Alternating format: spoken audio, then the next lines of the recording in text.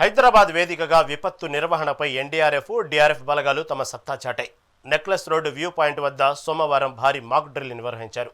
వరదలు సంభవించినప్పుడు బాధితులను రక్షించే తీరును సిబ్బంది కళ్లకు కట్టినట్లు ప్రదర్శించారు.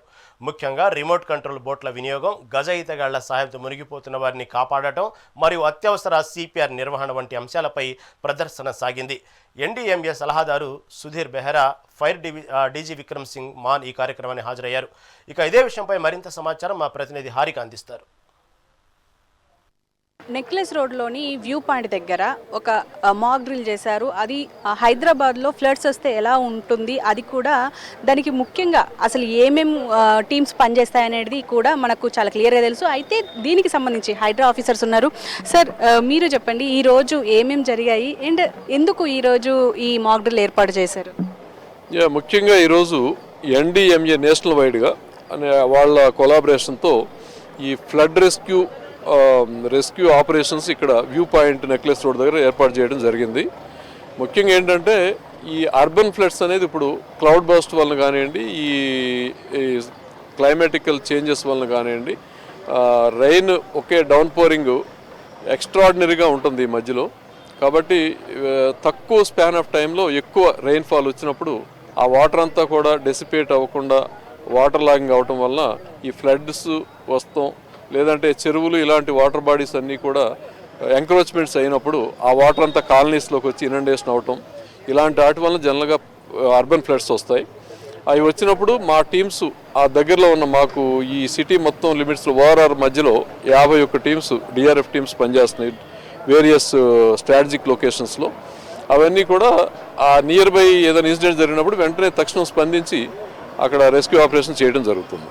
సార్, ఇప్పుడు ఫ్లడ్స్ వచ్చినప్పుడు ఏ టీమ్స్ పనిచేస్తాయి అండ్ ఇప్పుడు మీరు ఇక్కడ ఏ టీమ్స్ వచ్చి ఇప్పుడు ఈ మాక్స్ని నిర్వహించారు? మేము హైడ్రా తరపు నుంచి వచ్చామమ్మా.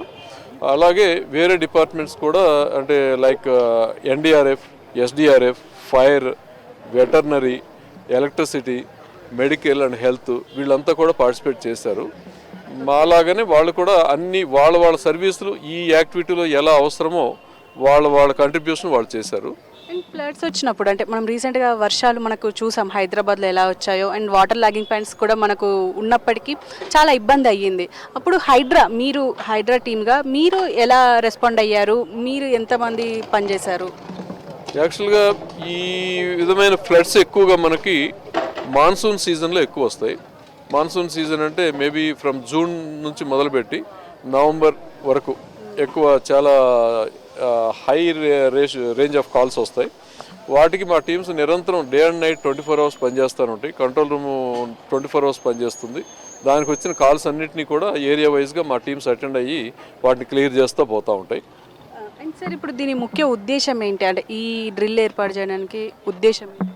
ఈ డ్రిల్ ముఖ్య ఉద్దేశం preparedness, testing of preparedness to have the coordination with all departments so that if real situation comes they will respond accordingly.